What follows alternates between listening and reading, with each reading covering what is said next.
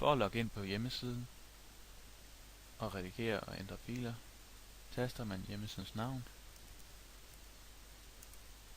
og efterfølger det med /vp-admin.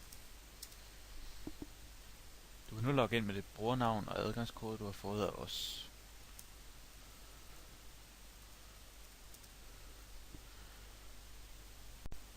For at skrive en ny artikel, trykker man blot på Write.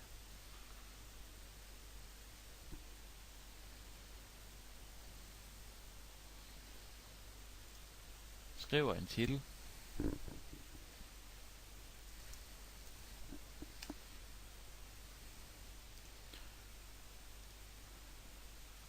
Sætter sin artikel ind, eller skriver den i posten.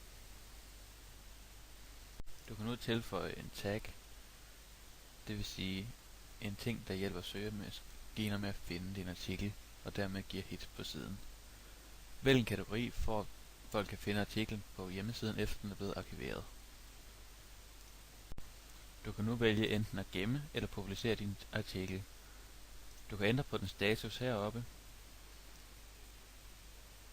og du kan vælge at holde den artikel til din egen side.